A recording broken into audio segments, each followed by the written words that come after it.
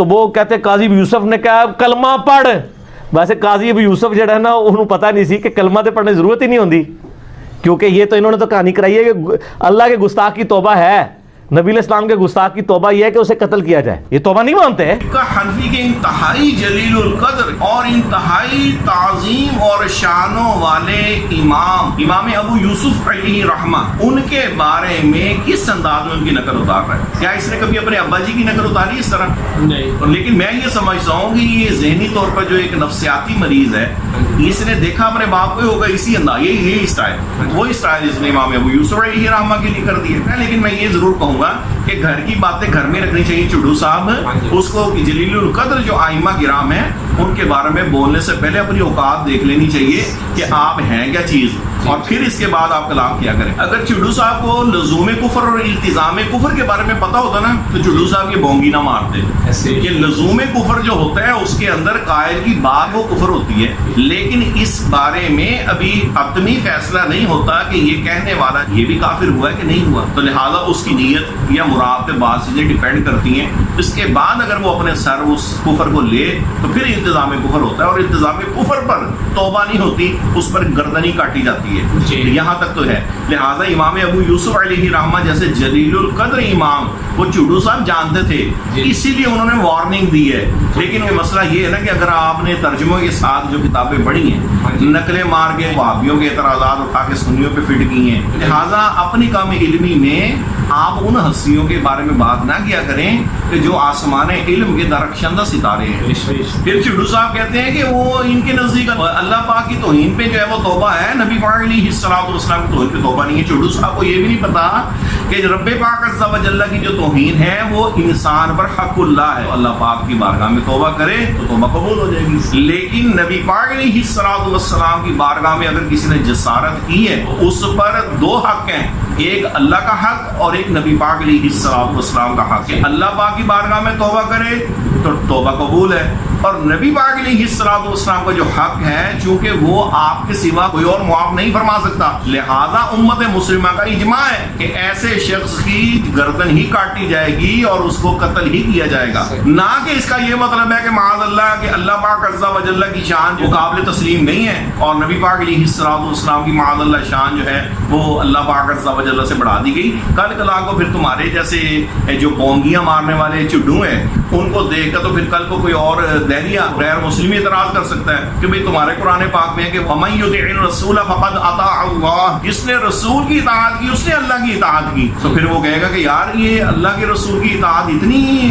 عظمت والی ہے کہ جو رسول کا کہنا مانے گا تو اس نے اللہ کا کہنا مانا ہے. اس میں یہ آیت کیوں نہیں آئی وَمَن يُطِعِ اللَّهَ فَقَدْ أَطَاعَ الرَّسُولَ, یہ آیت کیوں نہیں آئی؟ پھر جس نے اللہ کا کہنا مانا اس نے رسول کا کہنا مانا. تو پھر وما جوابکم فہو جوابنا, جو تمہارا جواب وہاں پہ ہوگا نا وہی ہمارا جواب یہاں پہ ہے. پھر کل کو یہ بھی اعتراض آ سکتا ہے تمہارے اوپر تمہاری اس طرح کی بونگیوں کی وجہ سے کہ وہ سورہ حجرات کے اندر اللہ پاک نے حضور کی بارگاہ کے آداب کیوں بتائیں کہ حضور کی بارگاہ میں لا ترفعوا اصواتکم فوق صوت النبی ولا تجهروا له بالقول كجهر بعضكم لبعض ان تحبط اعمالكم وانتم لا تشعرون, کہ حضور کی بارگاہ میں آواز اونچی کرنے پر, حضور کی بارگاہ میں چلا کر بات کرنے پر اللہ پاک نے کیا فرمایا کہ ایسا نہ ہو کہ تمہارے اعمال برباد ہو جائے تمہیں پتہ بھی نہ چلے. اللہ پاک نے یہ کیوں نہیں فرمایا کہ میری بارگاہ میں اگر آواز اٹھائی تو پھر تمہارے اعمال برباد ہو جائیں گے تمہیں پتہ بھی نہیں چلے گا. اور چڈو صاحب رسول پاک علیہ الصلوۃ والسلام کو اللہ پاک نے اپنے اور بندوں کے درمیان واسطہ بنایا ہے. اپنے احکام, اپنی رضا, اپنے انعام وہ سب کے سب حضور کے صدقے امت کو عطا کیے ہیں. اس لیے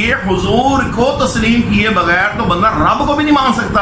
اور یہ میں تمہیں چیلنج دیتا ہوں, پوری دنیا کے اندر اربوں لوگ ایسے ہیں کہ جو اللہ پاک کو تو مانتے کسی نہ کسی تصور میں, لیکن رسول پاک کو نہیں مانتے, کسی تصور میں بھی نہیں مانتے.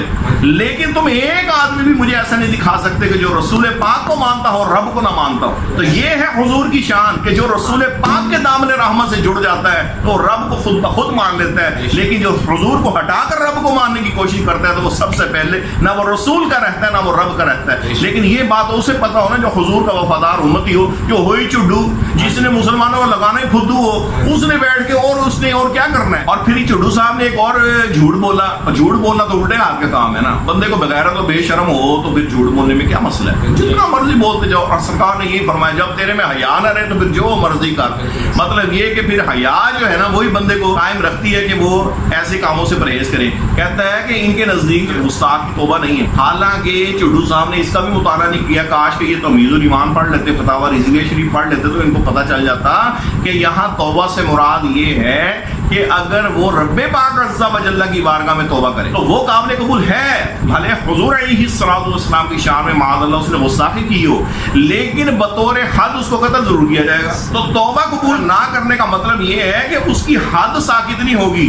اور یہ تو بالکل بدیہی سی بات ہے. اگر کوئی شخص معاذ اللہ بدکاری کرے اس کو کوڑے نہیں لگیں گے غیر شادی شدہ کو, شادی شدہ کو رجم نہیں کیا جائے گا. لیکن اگر وہ یہ بدکاری کرنے کے بعد توبہ کرے تو پھر مجھے بتائیں کیا اس کو چھوڑ دیا جائے گا؟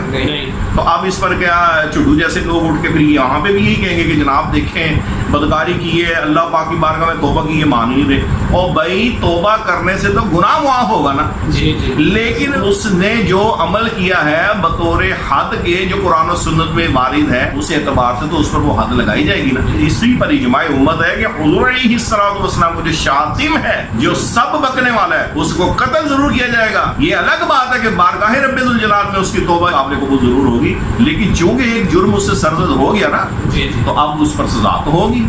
ورنہ تو کل کو جو چور چوری کرنے کے بعد کہ مجھے معاف کر دو پھر عدالت چھوڑ دیتی ہے, کیوں نہیں چھوڑتی؟ اب یہاں پہ بھی یہی بول رہے ہیں جو پہلے اعتراض کر رہے تھے کہ جی اللہ پاک عز و جل کے گستاخ ہو, توبہ ہے اس بھی توبہ نہیں ہے. تو پھر کل میں بھی کہہ دیں جی چوری پہ توبہ نہیں ہے, تو پھر ہم یہ کہیں گے چوری پہ توبہ نہیں ہے, پھر رسول پاک کے گستاخ پہ توبہ ہے. بندہ بات کرتے ہوئے کہ سوچے تو صحیح کہ اس کی بات کی بونگیاں جو ہے وہ اس کو کہاں سے کہاں پہ لے کے جا رہی ہیں. اور اس میں حوالہ بھی دیتا جاؤں تاکہ چڈو صاحب کی تسلی ہو جائے. سید اعلیٰ حضرت امیر الایمان میں ارشاد فرماتے ہیں کہ عدم قبول توبہ صرف حاکم اسلام کے یہاں ہے, یعنی حاکم کے ہاں صرف اس کی توبہ قبول نہیں ہے کہ وہ اس معاملہ میں با توبہ بھی سزائے موت دے, یعنی سزائے موت اس کو دینی پڑے گی. ورنہ اگر توبہ صدق دل سے ہے تو عند اللہ ہی مقبول ہے, اللہ پاک کی بارگاہ میں مقبول ہے. کہیں یہ بدگو اس مسئلہ کو دستاویز نہ بنا لیں کہ آخر توبہ قبول نہیں پھر کیوں تائب ہوں. نہیں, توبہ سے کفر مٹ جائے گا, مسلمان ہو جاؤ گے, جہنم ابدی سے نجات پاؤ گے. اس قدر پر اجماع ہے کما فی رد المختار وغیرہ. تو اعلیٰ حضرت علیہ رحمۃ یہ فرما رہے ہیں کہ اس کی توبہ جو ہے وہ قابل قبول ہے عند اللہ, لیکن عند القاضی قبول نہیں ہے. اور چڈو صاحب کیا گولی دے رہے ہیں, او نہیں ان کے نزدیک جناب توبہ ہوتی نہیں ہے. ہاں, اور اوپر سے ایک نیا دھوکہ دے رہے ہیں عوام کو کہ اللہ پاک کے گستاخ کی توبہ ہے. اس کا جواب ہم نے آپ کو دے دیا. تو بہرحال اللہ پاک عز و جل ہمیں اس جیسے